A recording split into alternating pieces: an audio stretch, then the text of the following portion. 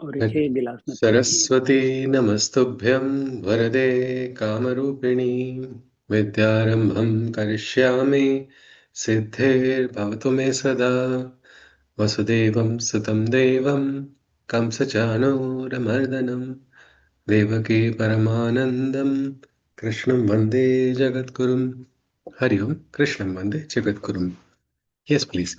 Can someone recollect what is it that we saw last? Can form the link and move ahead. Yes, please. Anybody? Any point that we covered in the last session?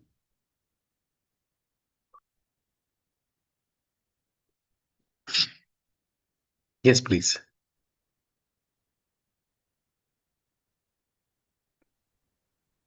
Uh, Yeah. it's all about renunciation of actions. Ji. Basically, Lord Krishna is saying that leave everything to him. And he's the doer, he's the doorway. So Okay. leave everything, trust him totally.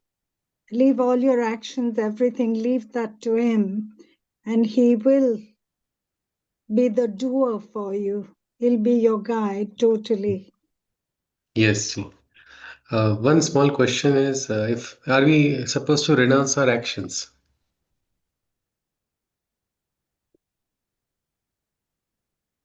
That's a difficult one. I mean, everything we do is an offering to him. Yes. So think before you act, and Yeah. you know what Meaning we he need to will we need accept not and what cease. No?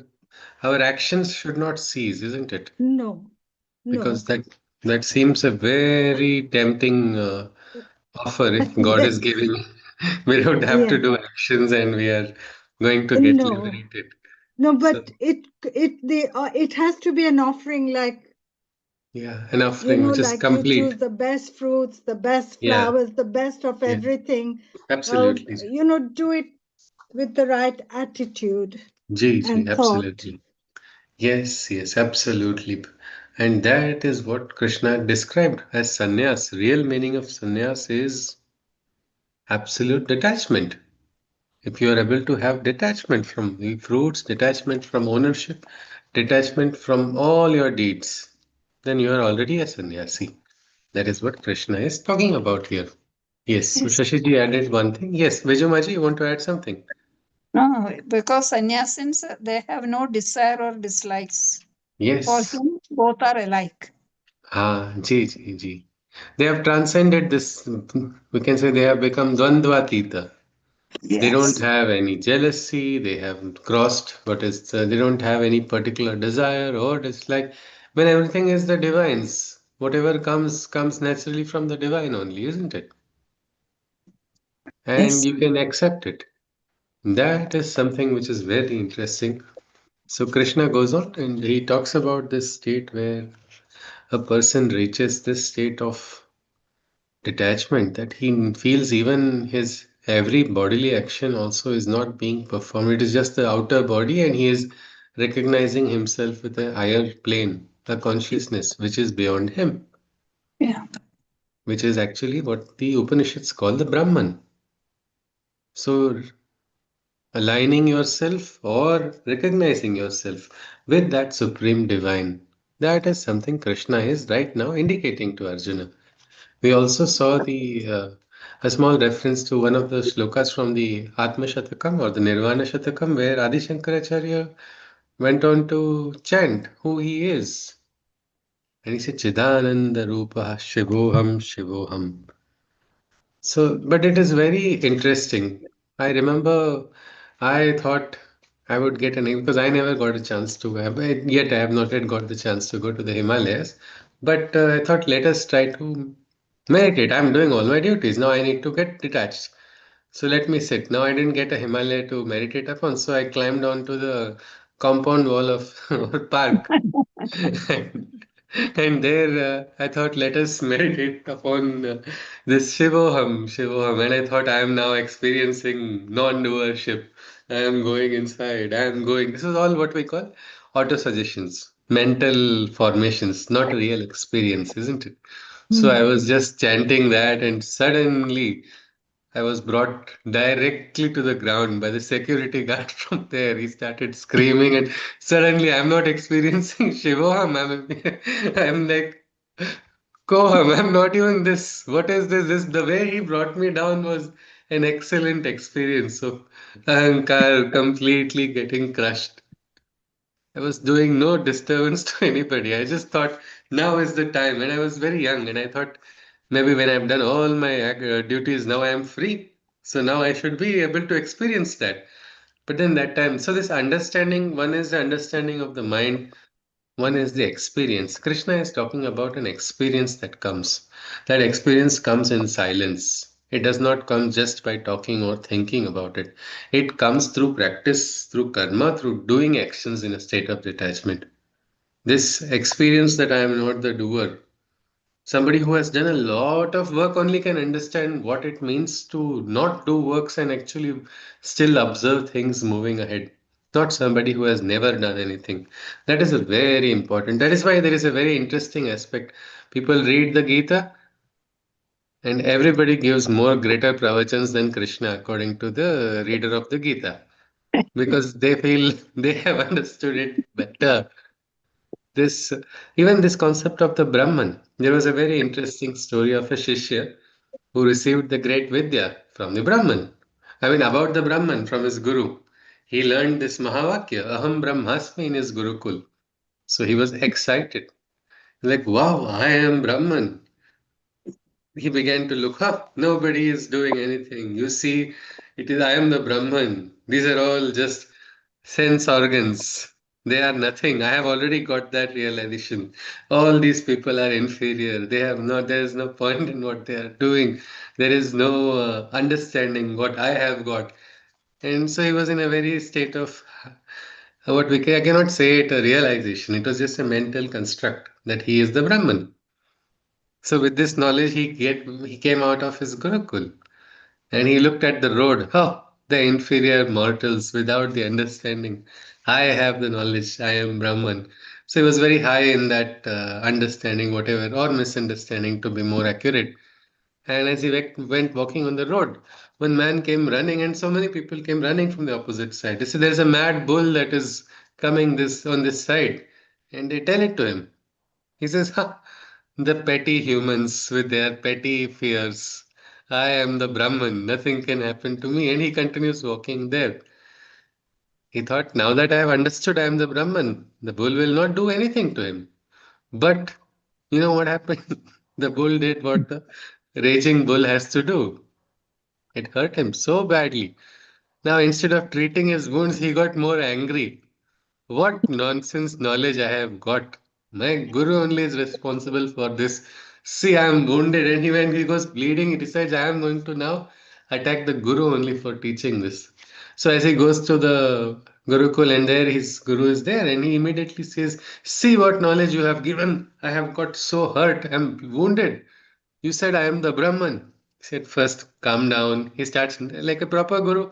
Guru doesn't get angry or annoyed.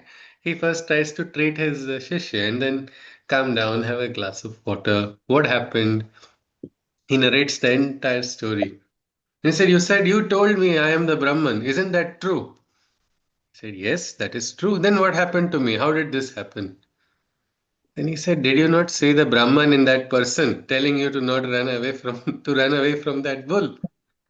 So this aspect of what is Brahma Vidya, it has to be realized, not just by intellectual thoughts, because that will make us go only in circles.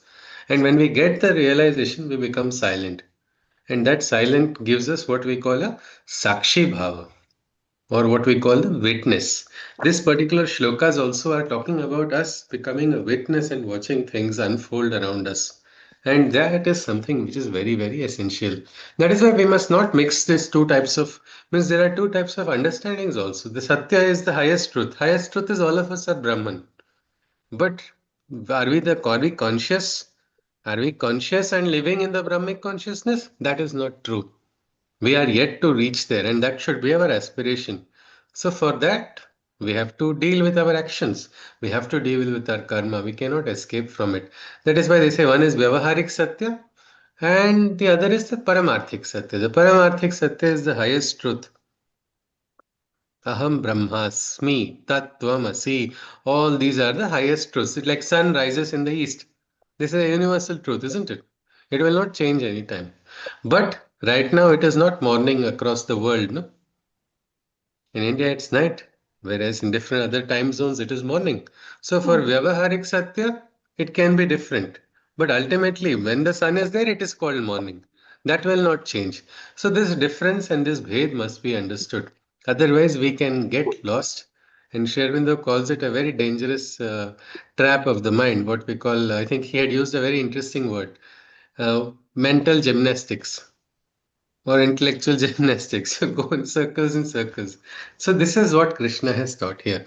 In this shloka, we continue with what is the ninth shloka, where he understands that yes, and now I am this, the knower of the true principles, understands that he is just not the source. It is his senses that are reacting to the external stimuli and is not getting carried away. Let us go on to the 10th shloka. Ninth one. Ninth is over, no? No, ninth one. Yes, Eight ninth is is over. over. Ninth is Eight is over. over. 8 No, and 9. ninth was over yesterday, but Yes, ji. you But can anyway, we'll repeat look at it. both. No problem. We will look at both. They are in continuation anyway. So here, Naiva Kinchit Karometi Yukto Manyet Tattvavit Pashyan Shrunvan Sprushan Jigran Ashnan Gachan Swapan Shvasan. The knower of the true principles of all existence knows that he is not the cause of his subsistence, nor is he performing the acts of seeing, hearing, touching, or smelling, nor the actions of eating, moving, sleeping, or even breathing.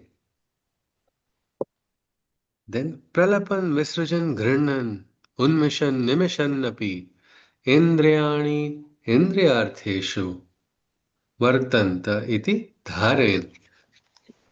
Neither in the physical acts of speaking or adjusting, nor in the involuntary acts of the eyes opening or closing.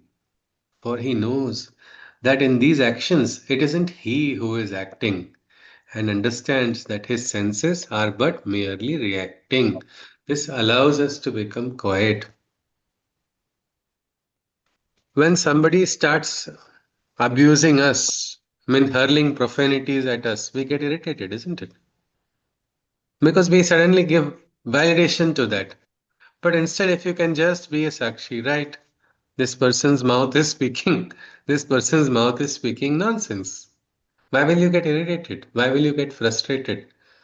If you are understanding that you are not what this person is speaking and nobody on earth can judge me. I don't need validation from anyone. If I'm not seeking validation, I will not even be worried about criticism. And that balance will come. And you will just understand, oh, these are reactions. Somebody else is getting irritated. Okay, it is just Indriyani Indriyartheshu. It's something like that. The Indriyas are just reacting. It is just a give and take of the exchange of the Indriyas. You're able to walk one step behind. That is what Krishna is talking about. Let us see. Brahmanyadhaya karmani sangam tyaktva karoti yaha lipyate na sa pape na padma padram mivambhasa. Krishna says, one who consecrates to the Brahman his every action and performs them in a state of renunciation. Shashiji, you had seen this shloka before? Uh, This no, you I gave the had same meaning today when you summarized yesterday's session. What is going to come ahead, you have already told to all of us. So here, one who consecrates to the Brahman his every action and performs them in a state of renunciation. No sin can ever pollute his immaculate belief, just as the droplets of water cling not to a lotus's leaf. How beautiful this is. Krishna gives the example of the Padma Patra, a lotus leaf. Has anybody seen it from close? Yes. Anyone, if you can just Correct. share, what is Yes. your experience of water when it falls on it? How does it look? It would Looks look like like a a Look like ball, a heat. like a pearl. Like pearls, Pearl. isn't it? yes. Yeah. Yes, And it will just drop off. yes, yes. It just it doesn't stick at all, and you're so It will not interesting it stick at is. all. Yeah, yeah. Look at how interesting nature has created it. You see, where is the lotus leaf? Lotus leaf is in the water, and yet the lotus leaf is detached from water, isn't it? Water is not able to cling on to that lotus leaf. No, That it is is not. exactly a person who has consecrated his every action to the Brahman. Somebody who consecrates every action, offers every action to the divine. There is so beautiful if you can offer in every action, even when your sadhana becomes every time. You don't need a particular kshetra, you don't need a particular type of sadhana. When your every moment becomes your sadhan for sadhana because you have now offered to the divine. Adi Shankaracharya had very beautifully composed uh, composition called Shiva Manas Puja. Has anybody heard of this? No. So it's actually he starts. He's not a probably it's a very good one. It was in the lockdown time. It would have been very nice if somebody is not able to visit the temple. Well, Adi Shankaracharya has constructed a temple inside of his own mind. In the mana, he has constructed it and he has started doing different offerings. And in that, there's a beautiful line which says, Yat yat karma karomi tadakhilam shambho tavaradhanam. Every karma that I do, O Shambho, is an offering, an aradhana to you. Means every karma, where he says Nidra is his samadhi sthiti. When he goes to sleep, also, his sleep is not just sleep. It is entrance into a samadhi where he is becoming one with the divine consciousness. Most of the time, how do we go to sleep? We just like battery off in the mobile, something like that. Our body is not tired at the end of the day, and some of us just drop into the sleep. Or in the sleep also, we're not really sleeping. We are worried about different things. We wake up with a start, or we start mumbling things in the sleep. We remember things which of the day or the previous day and start talking X, Y, Z because we are not in that conscious sleep. If you do not engage in conscious sleep, you cannot engage in awakened state because that sadhana should go on at all times, isn't it? If you're not able to sleep consciously, also you must start working on sleeping consciously.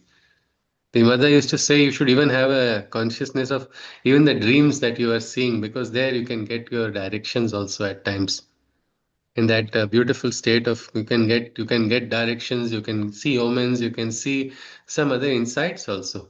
So here somebody who is able to consecrate every action, whatever action, everything you do it for the divine. Such a person, Krishna says, is like that Padma Patra, is like that lotus leaf, meaning he's in the midst of all the activities and yet no sin is created by such a person. Whatever that person does is going to be right only because he's not driven by passion, driven by a higher understanding or what we call the viveka. Let's continue. It's very next shloka says, Kayena manasa buddhya kaivaler indriyairapi yoginah karma kurvanti sangam tyaktva atma shuddhaye. So this, what is he saying? Kayena manasa buddhya means by their bodies, mind, intellect, or senses, they function and consider not any of them as their own. I think Dinesh ji shared a very beautiful personal experience where he twisted his ankle or he broke his ankle and then he had to recover, and that process of recovery is quite a long one. But at that time, the gratitude for what we have, our indriyas or our functional hands, functional feet, functional eyes, ears, all of these are really greatest blessings. Why are we thinking we are poor or we don't have enough? We are actually the most richest human beings and we have so many such faculties with us. So this yogi who has consecrated all, he just by the mind, by the body, by the intellect, all the senses, they function, but they don't consider them as their own. They are not taking pride. Otherwise, how is human nature is there? No, we always take pride. No, We take pride of our positions. We take pride of, oh, I have this, I have that, I am so and so. All these, what we call our own existence, our astitva is only our pride, isn't it? We feel if that is taken off, if that is taken off from me, sometimes people have so much attachment to their works. They say, I am that, I am my work only. And they go through an entire lifetime working well without realizing that a day will come when the person has to retire, isn't it? And on that day, that person becomes like a fish out of water and does not know what to do because all my life I've associated with something and that thing has got over. Same as same as with all of us because that is a human nature. We don't have to consider ourselves sinners just because we're doing that. But let us understand this perspective of the great yogis who had consecrated everything. Well, they were able to even rise beyond ownership of their own organs. I cannot say this is my friend's hand or my wife's hand. This is my hand, isn't it? But a yogi is recognizing that this is the divine's hand. And what happens when you recognize that? Anybody? When You you then re- don't get involved in the action. You yes, you watch. yes. You No, but my just hand, what will I do? What will I do? What will my hand do then? If I realize this is not my hand, it is the divine's hand. you pull away from it, and if you were going to slap somebody and you realize, then Okay. the hand just fall Okay, because so the hand will not you're do not going something to slap it unnecessarily. or Yes, yes. slap someone. Yes, but if it is an enemy, or it will be the divine slap receiving for somebody who is doing wrong to the world, isn't it? It's That's possible, already isn't it? Possible, isn't it? It is Yes. possible because you are no more and you are not going to be worried.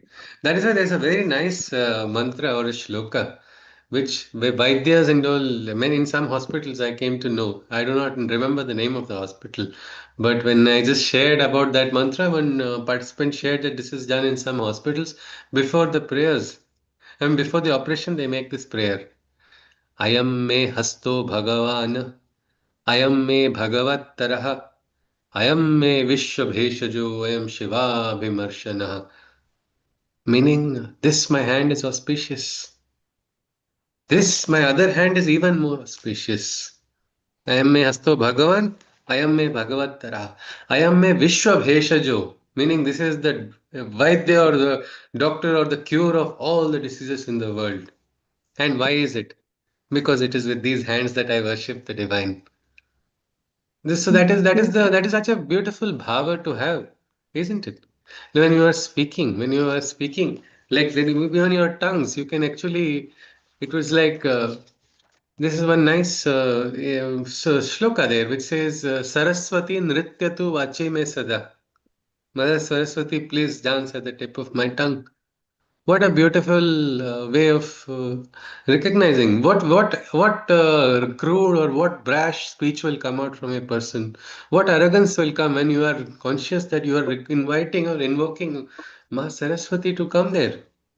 So these kind of approaches allows a person to raise the capacity of the individual. And that is what Krishna is talking about. All these people who have attained that oneness, they understand this. And that is why they just say, these are all not mine, not mine. They do not belong to me. I am working on them, but they are not mine. Krishna goes on. By their bodies, minds, intellects, or senses, they function, and consider not any of them as their own. For to them, a perfect detachment is known, and so they engage in the process of self purification. Atma Shuddhi. They are always trying to purify themselves further and further because there is no limit. There is no limit to becoming conscious and pure, and that is how the yogis understand. Meaning, they do something. If you see an artist, when an artist does an artwork, is the artist satisfied with the art? No. Always, I want to do it better. I had a chance to be part of an art exhibition, though I'm not a very good artist, because it was on Gita and they allowed me to be a part of the core group. There, one of the organizers who was working quite hard for that exhibition, she also had one exhibit that she had to display.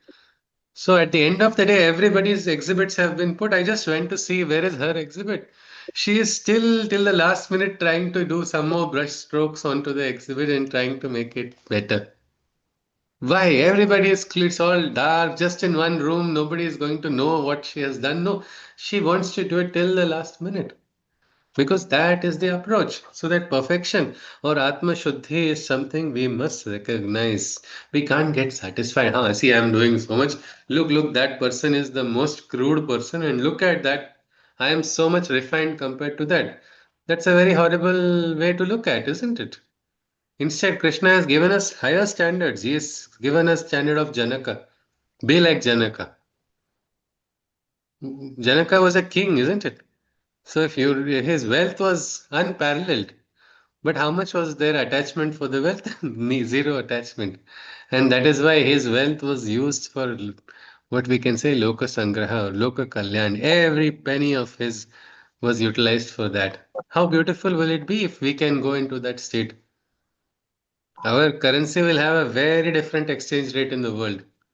It will be only transformation which is going to bring about transformation in a larger way. Just like that. Or Krishna gives even a higher than Janaka example. Krishna gives his own example. So imagine if we can go close to Krishna. Apart from the joy of being one with Krishna, the experience is also something worth aspiring for. That is why Atma Shuddhi is something we should always seek. Keep trying to get better. Never stop. If you reach a mountain, understand that on the spiritual path, on top of the mountain, there will be something else. You will have to take one more leap from there and you will see a new journey beginning from there. So the endless journey is there. We have to start that journey. We cannot afford to be outside that just because we see something else elsewhere. Krishna goes on, 12th shloka. Yuktaha karma phalam tyaktva shantimapnoti naishtikim ayuktaha kamakarena phale sakto nibadhyate. By giving up all desires for the outcomes of actions, the zenith of peace a soul can attain certainly. But those bound by desires of actions live uncertainly, obsessed with phantom fruits and their material attractions. Krishna is saying this. He's not again cursing anybody. If you don't follow me, you will suffer. That's not at all the way of the Gita. In fact, Krishna does not give a single order to Arjuna. Because if he had told as an order, Uttishta Arjuna, Arjuna would have had to comply. No? He's advising, he's giving well meaning advice, but Arjuna is free to do whatever he wants. So here also, he just tells the consequence. It's not a curse. He says, what happens when you give up desires and all outcomes and actions? You will become peaceful. And one thing about the Gita, I just would like to share it. Everybody must practice it and see. If you see for some reason, no, you feel, no, I don't like this. I can't give up the desire for action. All right, hold on to action, but observe objectively. Observe objectively like a real researcher without any what we call confirmation bias, without a bias of results which you want to see.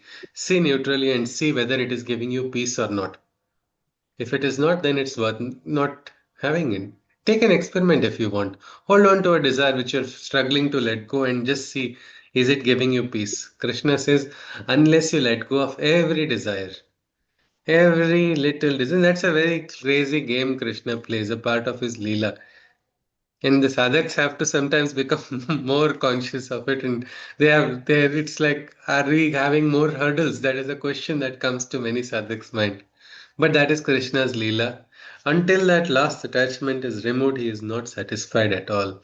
And he says, but once that is removed, you get that peace, that Atma Shanti, that means the Trupti, the Shanti, the Anubhava, all those are very, very unparalleled. So he says the highest peace can be attained by letting go of every desire or every attachment. But those bound by desires of actions live uncertainly, obsessed with phantom fruits and their material attractions.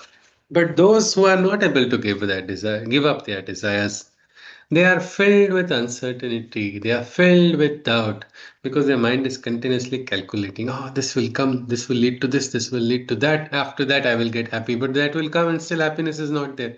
No, no, because I didn't get this. I need to go to the next thing.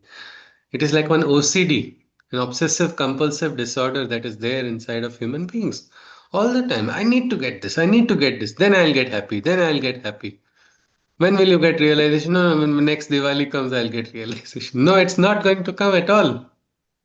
We keep assuming this will happen then, this will happen then. Anjali ji wants to share something. Yes, please. Can't OCD also be a form of perfection? Because I have slight OCD, and my OCD No. is to make something perfect. And when something is imperfect, until it is perfect, I'm not satisfied. Yeah, that is not an OCD, no, the aspiration for perfection. Krishna says, no, yoga, karmasu kaushalam. So if you want to aspire for perfection, that's good. But if you are having expectation of everybody to comply to that, then that is Sometimes, going to give you trouble. That is yes. going to give you trouble because everybody may not comply. You can aspire. They say like Maha Saraswati or the goddess who is her aspect of it is perfection only. She keeps striving. She strives for perfection. But what does she work with? She works with the imperfection of the human soul. If Sri Aurobindo has described the four powers of the goddess Mahalakshmi, Mahakali, Mahasaraswati, Maheshwari. So Mahasaraswati form of the Devi is closest to human beings. She is working with always the imperfection of human being, but she has absolute patience. So if you are able to keep your patience, you will have peace also and you will succeed also. But otherwise, it's a problem. But it's not an OCD. It's a very wonderful trait to clean things up, to keep things tidy and perfect. Yes, No, but as you said, there is this expectation of wanting others to comply. At least a that little will bit. give you trouble only, but Partially, yeah, that will make partially. because yeah, it little bit. Yes, see, that is all. But that's not a wrong trait at all. Let us continue. So, but those bound by desires of actions live uncertainly, obsessed with phantom fruits and their material attractions. Krishna goes on. He says, Sarva karmani manasa sanyasyaste sukham vashi navadvare pure dehi naiva kurvan na karayan. Krishna says, possessing self-control with perfection, with poise, he dwells in nature with satisfaction. Within the nine gates of the physical body he resides, neither in being the doer, nor in the cause he prides. I repeat once more, possessing self-control and with perfection. With poise he dwells in nature with satisfaction. Within the nine gates of the physical body he resides. Neither in being the doer, nor in the cause he prides. Such a person is having great self-control with absolute perfection also. Here, perfection is also something which is there, a good trait. With poise means the balance, the samatha is there. He dwells in nature with satisfaction. So there is satisfaction also in the heart of such a person. Next is the interesting thing. Within the nine gates of the physical body, he resides. Neither in being the doer, nor in the cause he prides. Now, what are these nine gates? Anybody? Which bungalow is he talking about? It's your eyes, ear, nostrils, mouth, and the place from where we do our excretion. Yes, and Nabhi also, isn't it, sir? Yeah. Nabhi as well. Yes, so this our body is said to be a temple of nine gates, and Krishna is in the Garbhagruha, but he is very mischievous. He runs away, so you have to keep those gates closed. Also, if you see, when it is said that through these gates only the prana also leaves the sharira. Sometimes you see when people in their last moments of people, some people pass away with their eyes open, some with their mouth open, because it is from there the prana leaves the body. So here, this person, how is he? He is dwelling with quietude. He is residing within the control of these nine gates, not getting carried away. That with that divine consciousness within him. and is not taking pride in neither being the doer nor in the cause. Let us continue. न कर्तृत्वं न कर्माणि लोकस्य सृजति प्रभुः न कर्मफल संयोगम स्वभावस्तु प्रवर्तते. Why do we have attachment? This shloka is explaining to us. It is not our fault, it is nature. Krishna says here, the Lord of all living beings, the Creator Supreme, created not works nor their ownership in the mortal realm. The feelings of doing works and the fruit-seeking desire, it was only nature who thus did conspire. This was the ploy of Prakriti. Krishna is saying, who is Prakriti? What is Prakriti? We will see later. There is an entire adhyaya dedicated to the role of Prakriti, how Prakriti plays in the game of Purusha. What is the Purusha's role? What is Purusha here refers to the Supreme Purusha of the divine. Not like in the regional languages, the male gender is called Purusha, but this Purusha refers to the Purusha of the Purusha Suktam or the Purusha of the Puranas. So here, the Lord, he says, the divine did not create this feeling of ownership. It is the feeling of doing works and the fruit-seeking desire. It was only nature who thus did that. It was only nature who thus did conspire. So it is the part of Prakriti, meaning Prakriti creates in all of us this feeling. So we have to. What do we have to do now? When we learn it's not our fault, one way is to, okay, it's not my fault. I'm going to keep living in that. Or I am going to try to override this code. The moment somebody praises, I'm going to raise my collar. I'm going to say, yes, I am the one. This feeling is going to come to me, and I have to keep working on myself and be alert that this does not happen. That is one thing we can infer. Krishna goes on.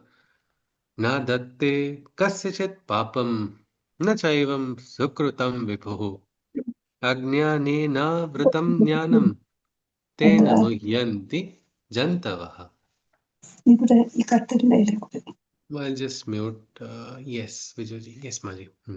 The omniscient one God of all subjects, man's sins or virtues, he neither accepts nor rejects. Over knowledge, a cloak of ignorance is spread. And that is why living creatures are thus misled. Krishna is saying the one divine. He is beyond all of this papa and punya.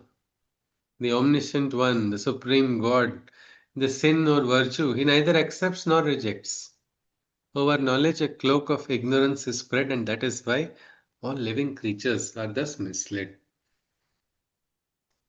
The divine has transcended. If you see in the Adi Shankaracharya's Nirvana Shatakam, na punyam, na papam, na saukyam, na dukkham, na mantro, na tirtham, na veda, na yajnam, chidananda rupa, shivoham, shivoham.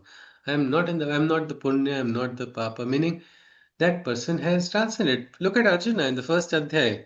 He was driven by his emotions, isn't it? And that is why he lost sight of the truth. And then he started creating so many new sins, manufacturing sins, manufacturing possible naraka lokas, what is going to happen, all these worst case scenarios, they were all created because of what? Because over his intelligence, a cloak of ignorance was covering it. So he could not see the truth, and this is what happens to all of us. We have the knowledge, but it also goes for a vacation. Because at that time our attachment is immediately making us forget what we say. Viveka Buddhi. Vivek Buddhi allows us to see things, but if that is covered, then we become Dhritarashtra only. We cannot see the truth. We unknowingly create more troubles for us and for our loved ones also. Krishna goes on. The 16th one. 16th shloka. Jnanena tu tadajnanam yesham nashita matmanaha tesham adityavajnanam prakashayati tatparam. For those who by the self's knowledge are liberated, ignorance's darkness within them is verily annihilated. For those who, by the self's knowledge, are liberated, ignorance's darkness within them is verily annihilated. The light of knowledge in these beings glows like the immortal sun, dispelling the night shadows. So these great ones who have been liberated by the sakshatkar, by the understanding, by the higher realization of what is the fallacy of living in the senses, the higher realization of transcending all these pulls of nature. These ones, what happens to them? Well, all the ignorance inside of them is just destroyed. Like a lamp when it is lit, darkness disappears, isn't it? Just like that. And then the light of knowledge in these beings glows like the immortal sun, dispelling the night shadows, like the Surya, dispelling the shadows. We have seen that, isn't it? Tamasoma Jyotirgamaya. What is that meaning? The symbolism, isn't Sun it? dispelling darkness. Yes, yes, yes. From darkness, let me move towards light. Well, that light is now lit inside of such individuals. They become that source. And in those beings, you can see that Teja, that Chaitanya that is glowing from that. And what does that do? Well, that light, it dispels darkness everywhere else also. That is what is the transformation. Then what do they do? Well, here, let us see the 17th shloka. Tad buddhayas tadatmanas tannishthas tat parayanaha gachanti apunaravrittim Jnana Nirbhuta Kalmasha. On that self, they meditate, channeling their intellect, taking refuge on the self they consciously reflect, cleansed of their sins by the purifying waters of light, towards the destination of no return, their souls take flight. I'll repeat this. There is an imagery in this line. Let us just read it once more and then we can look at it. On that self, that supreme one, on that self they meditate, channeling their intellect, taking refuge on the self they consciously reflect, cleansed of their sins by the purifying waters of light, towards the destination of no return, their souls take flight. What can this mean? What is this na punaravrittim, that destination from which there is no return? What is this destination of no return that the soul is taking flight? And what is happening here in such individuals? Anybody? Can you Well, just. when one becomes enlightened, Yes, at Ji. the end, they become one with the divine. Yes. They become one with the divine. Okay. Yes. Vijumaji, you would like to add something? No, something. I also feel the same thing. You feel the same thing. Okay. Yeah, Pallaviji? become one with the divine. Okay. No return, their souls take flight, so there is no rebirth into the world Okay. There again. is no rebirth. So, but one thing is very interesting is we cannot verify that, no? Rebirth or whether it is taking place or not. But in our life, in our everyday life, what can this imply? What can this indicate? Um, Destination of no return. So Yes. for me, in what I understand is when you like if you had done something wrong and realized actually you will not be doing it again. Oh, that's wonderfully said, Pallaviji. Yes, Dr. Nandakishorji, you were saying something, sir? Yeah, I think it's achieving the ultimate truth that, like, you are reached a place where you should be reaching, and you are Yeah. already there. So you attain that higher level of consciousness. So from where there is no return, isn't it? Yeah, you reach the highest level. So Yes, meaning, the highest level. yeah, Santa Jnaneshwar is Hachi Nema Atha Na Fire Magharin. Means the person has got that direction. Now there's no return. Now no going backwards. Anjali ji wants to add something? Yes, ji. No, No. I think Huh? I think we are on the path of liberation, and then then there's no coming back, because like There's when no we coming taste back. something, Yes, yes. It's like when you realize, I think, like Pallavi said, when you realize the mistake is there, then you'll not make it again, isn't it? And that is the realization of the individual. Like once I referred to a friend of mine. He had so many relationships in his college time only. One, two, three, four. Every time he kept blaming the other person. And then when the fourth time it happened, and it was like, I think there is something wrong in me. I cannot keep pointing out there. And that particular time was his point of transformation. And he said, no, no, no, I don't want to go into that cycle anymore. Four times I have suffered enough. Now I'm going to go ahead only. I'm not going back on that route again because I've got the understanding. That is an important thing. Just once like bitten, that. twice shy. The Yes, popular yes. saying, Yes, once once bitten, bitten, twice twice shy. shy. Yes, yes, absolutely. Something of that sort. But here we see these are the ones who are those awakened seers. No? They are meditating on what? On that self. They have first understood and established that there is a supreme self which is beyond the individual. So first they are meditating on that. They are channeling their thoughts, they are channeling their buddhi. They are taking shelter in that. Many of these paths they talk about taking shelter, isn't it? First, Sharanam Gacchami. You take the Sharana first. So they take shelter in that and they consciously try to connect with that. And in that process, they get it is like how we can say, imagine there is a story of, I think, the Rajahamsa who was first born. I think in English there was, we learnt something called ugly duckling. But in the traditional Indian stories, it is very beautifully described. The Rajahamsa was born somewhere. And then when he realized that his Manasarovar is my real home, that was the real awakening, isn't it? How many of us are sometimes caught in cages because of our desires? We must realize we are not these people to be bound by cages. Nobody is going to feed us petty morsels, isn't it? Are we going to feed on that and grow? Even if the cage is golden, it is still a cage, no? Instead, just look out, look out. If you just see there are other birds which are flying towards that great home, so then that awakening comes inside of this individual also. That yes, I don't need to get, I am the Rajahamsa. Manasarovar is my home. I can feed myself the beautiful lotus seeds. That is my diet. I don't need these morsels. Something like that. But when that understanding comes, then there is no return. And that is the moment, that is the transformation. In everybody's life, that moment comes sometime or the other. We have to be conscious.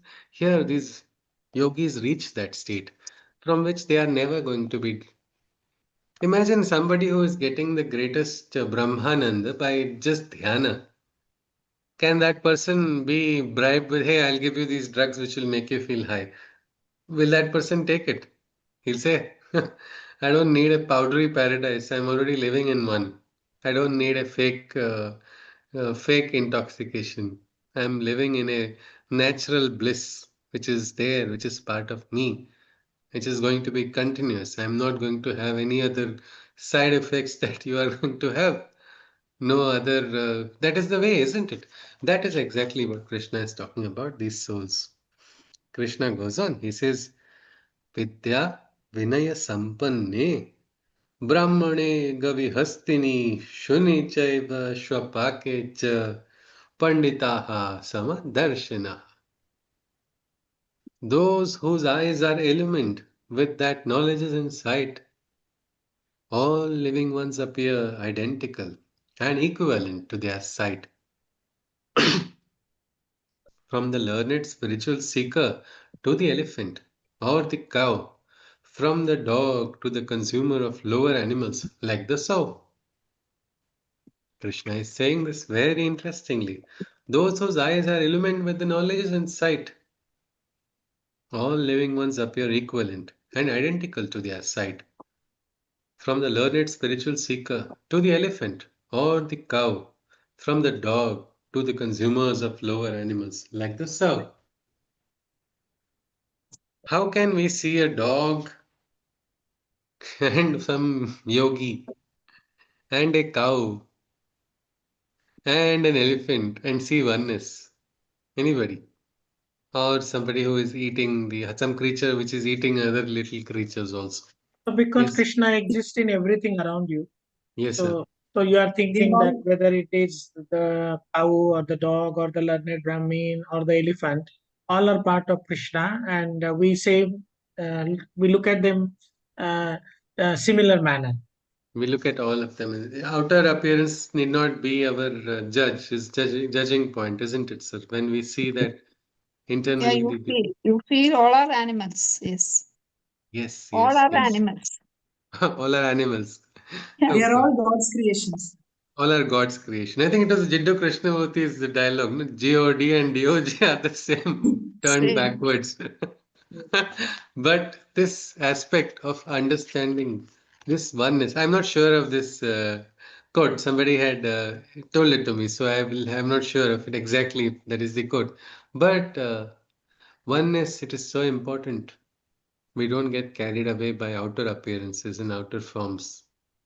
The divine can come in any form, any place, anywhere.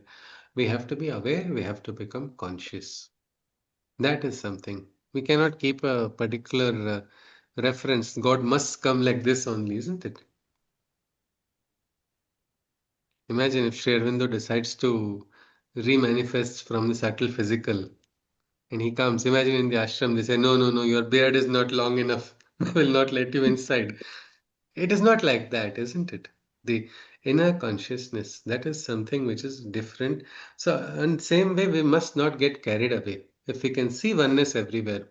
I remember one person I know of, that person was kind of brainwashed by a person wearing a particular colored robes, and that person pretended to be some great yogi.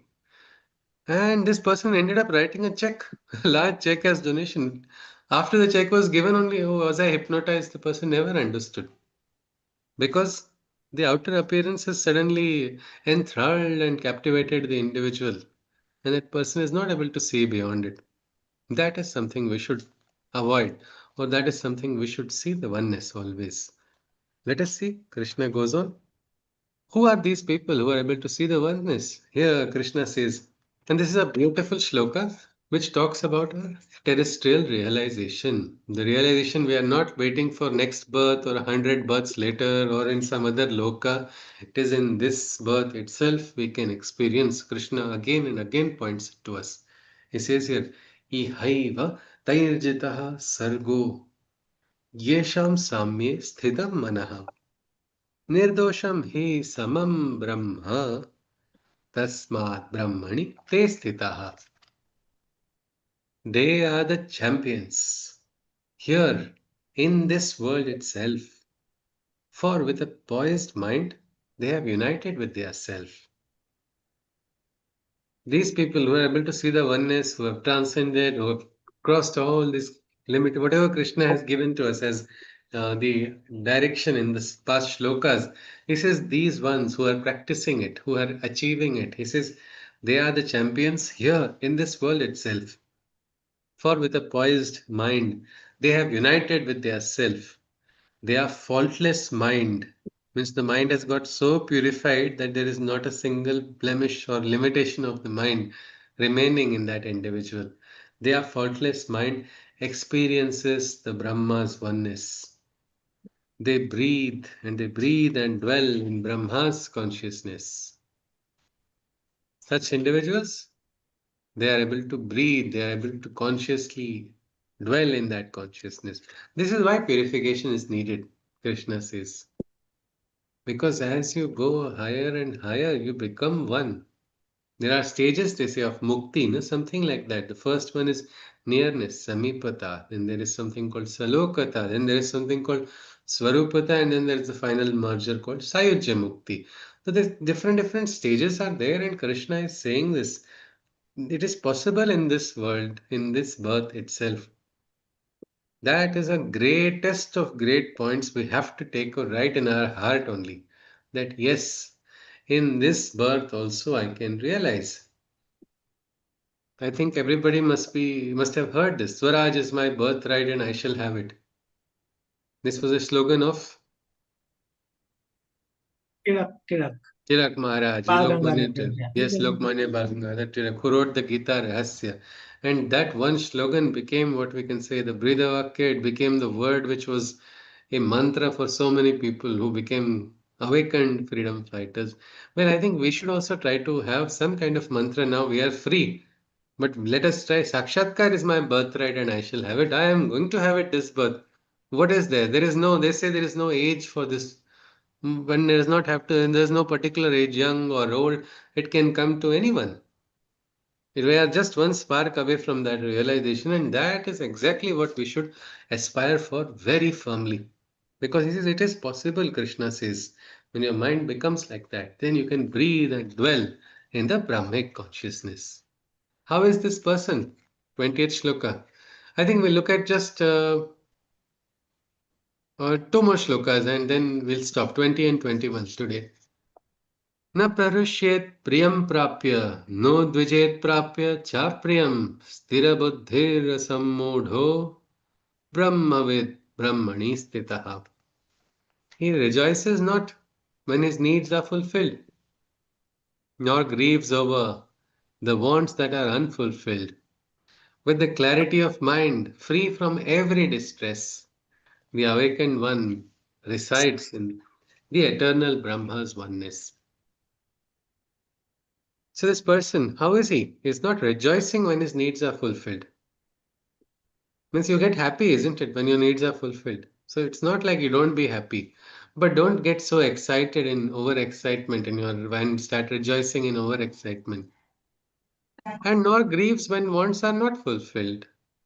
When nor grieves over the wants that are unfulfilled. With the clarity of mind free from every distress, the awakened one resides in the eternal Brahma's oneness.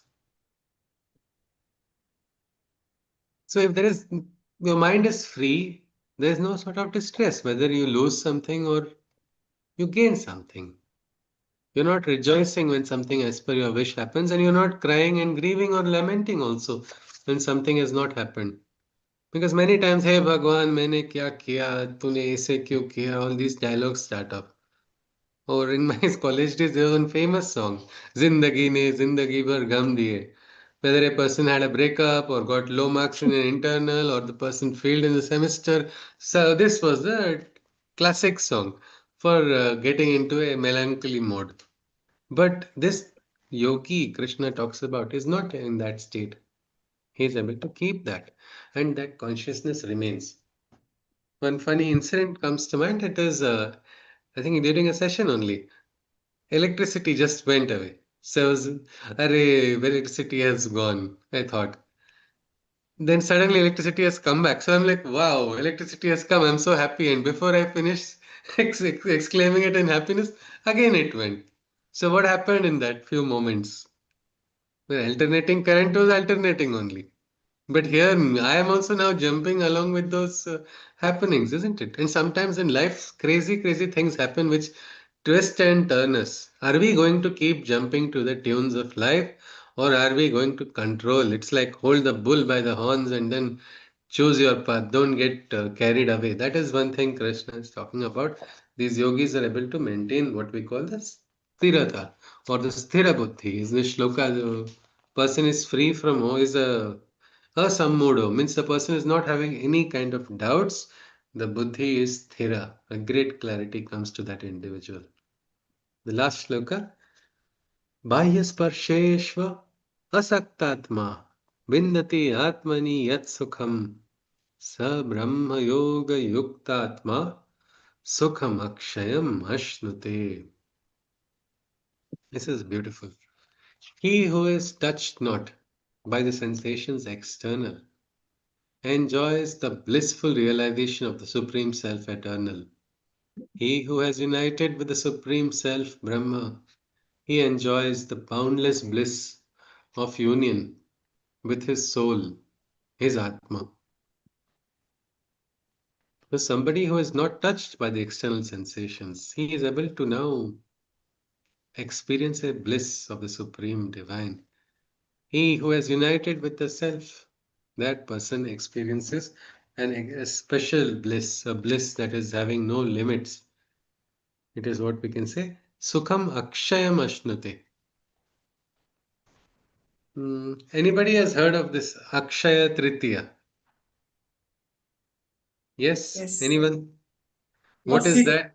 it's basically one of the very auspicious festival where if you do something on that day, it's believed that it's going to multiply, It is. compound, whatever. Yes, yes, sir. It is a very auspicious muhurtas, one of the very auspicious muhurtas of the year. And so, as Nandakishore doctor said, that people believe what is done on that day that multiplies. So, what is the best thing to multiply? Everybody say gold. So, everybody rushes to buy gold. And then, what do they do while buying gold? They quarrel, they argue continuously, and then that also gets multiplied in their life, arguments as well. So, this Akshaya Sukha is a Sukha that keeps increasing. There's a nice story of Akshaya Patra. What is that? What is Krishna's connection? That is something worth searching. If anybody wants in their free time, you can just see the story of what is the Akshaya Patra and how it came into being. But this Akshaya Sukha, meaning this is a Sukha that is only going to keep on increasing.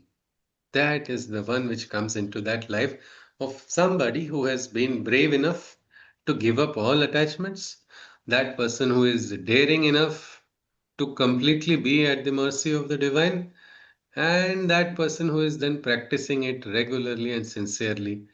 Well, bliss is just a ordinary consequence of that extraordinary individual. So with this, we are ready to conclude our today's session. If somebody wishes to add or share something, you are welcome. If you wish to clarify something, we can get that clarified. Otherwise, we'll have a summary and conclude. Yes, please.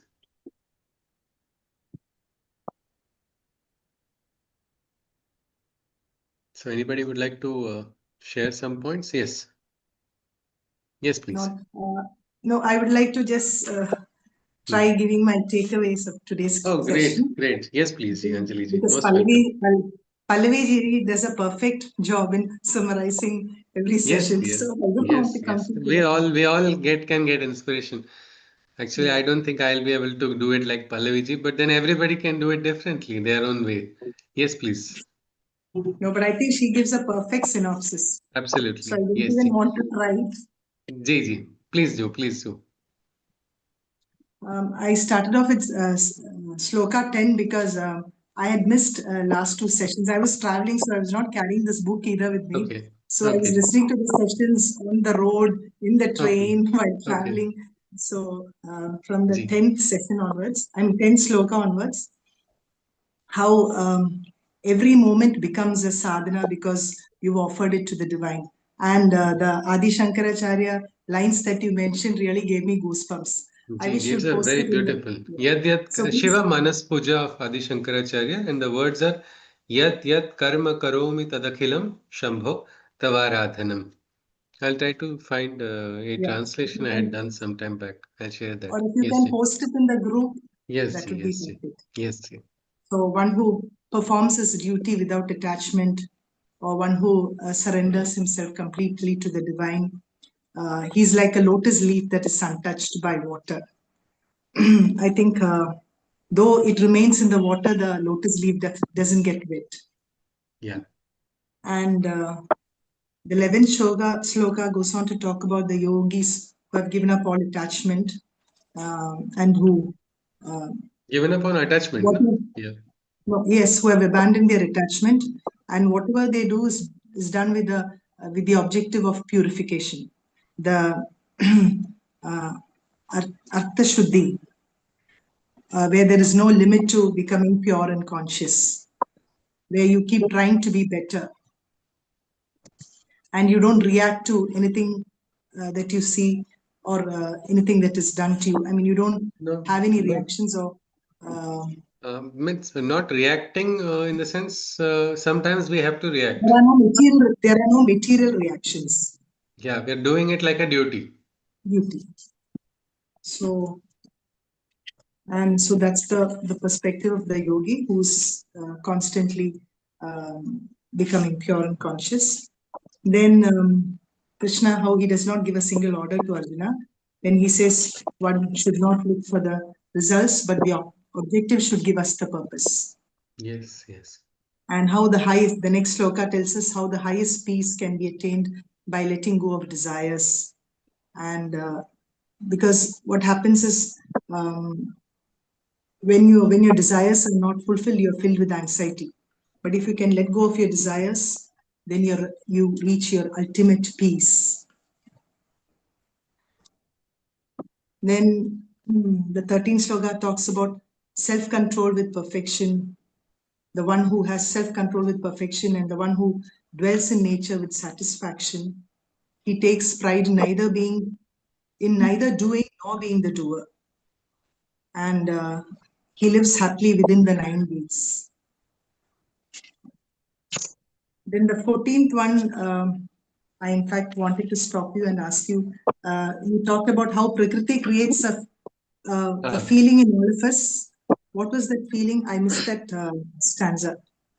Because I kept getting a call in between, so I missed that. What was the feeling that Prakriti creates in all of us? Ownership. Feeling of Feeling of ownership. ownership, okay. The fruit-seeking desire. The feeling of I am the doer, the doership, no? The doer, ki I am the karta.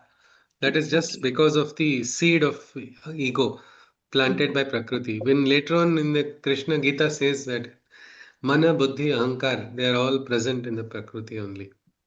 Only thing is we should realize that from the seed, ego, we should go to that highest Aham of the Aham Brahmasmi. That Aham is the supreme one, not this small one which is limited and finite. Yes, see.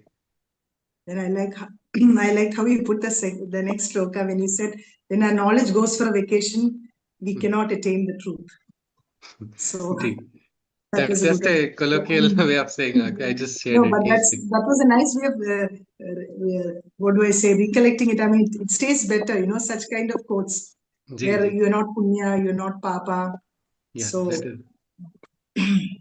then the next sloga tells us about how the higher realization of transcending the puts of nature, just like the sun dispels darkness, this divine consciousness can help us to attain Yes. the Taisham, what the it's like sun dispels Adityava darkness, Jnanam. The Adityava Jnanam, the Jnana is considered like a sun, the Surya. that dispels Yeah. darkness. Yes. Then, then how when one takes shelter in the divine, then one becomes fully purified of all our mistakes or misgivings. When one has the complete knowledge of the divine, then we are on the path of liberation or that Yes. ultimate, we reach our ultimate Yes. destination. Yes. From which there is no return. Return. There is no return. We have Yes. realized it. It is like somebody who is on the spiritual path who has understood that I don't want to get trapped. I don't want to fall in those cycles of desires, actions, reactions. I just want to grow and progress. Then this person will not willingly get trapped into this chain, isn't it? The trappings of the world.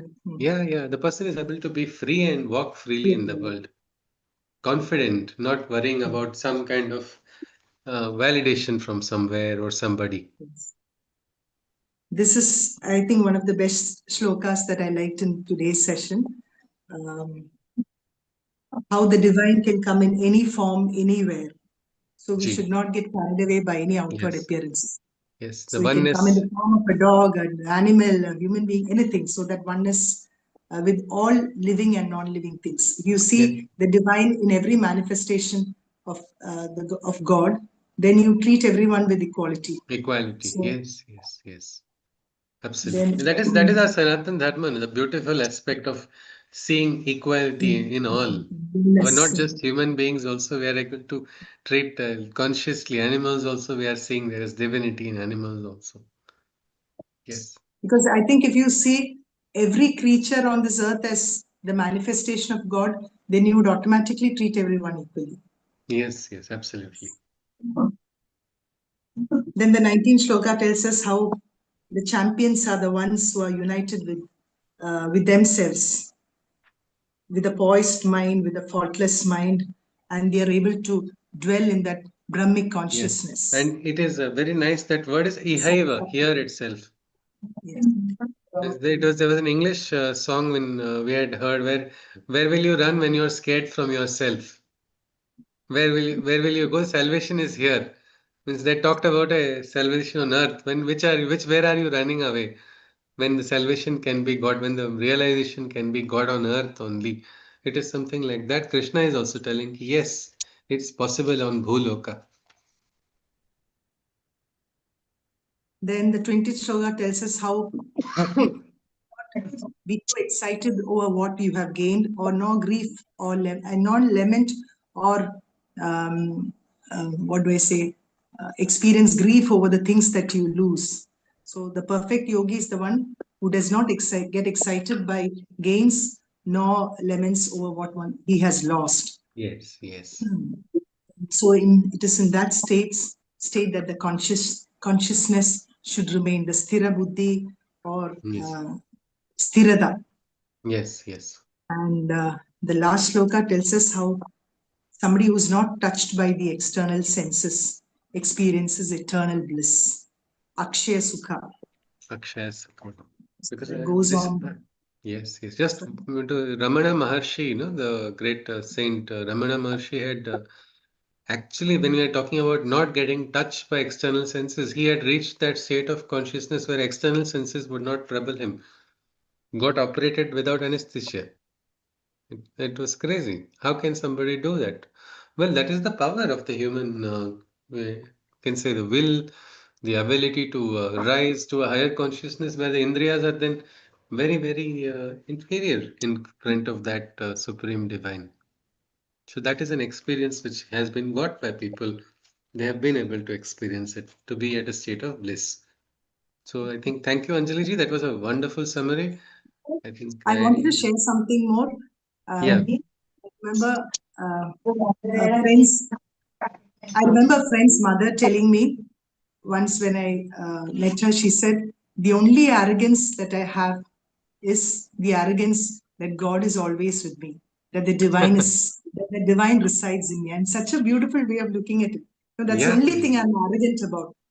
Oh, I think yeah, that's the yeah, yeah. arrogance. That Is is the what we beauty. can say. That is a headstrong approach, Yeah. and that is the approach which is the right one also. Yes, yes. And she believes in Islam, but I think that's a takeaway for all of us, for any religion for that matter. Yeah, we should be So, proud. We yeah, should be proud yeah, of. We should be proud and reaffirm the presence of the divine. yeah. If when we reaffirm the presence of the divine in our life, what wrong is going to happen? Absolutely. And that's one arrogance that we can all be proud of possessing. Yeah, yeah. We And don't have maybe to we feel, can redefine that word also. It need not be, it is yeah, not an yeah. arrogance, it is a It needn't be a sadbhavana, the negative, right it one. needn't have a negative connotation. Yes, yes, yes, absolutely. Ji, ji. So I think with this, we conclude our session with the. Okay, Pallavi wants to ask something. Welcome. Yes, ji. Anywhere in the Gita does Krishna say why he created nature that way? Ha, it is there now. We will come across it. Prakriti and he is actually Prakriti is a part of him only. Both of them are playing one game. Purusha and Prakriti are playing the game and we are becoming casualties in that game. We'll have to see what it is. There's a nice chapter on that. Purusha and Prakriti and the role. Sometimes There it are, is good, no? Sometimes it is very nice if you don't know what is the end at the end of the treasure hunt, no? When you are participating in one. I think that game you must have played or you must have heard of that, where a map is given to children and then they have to go in search of the treasure.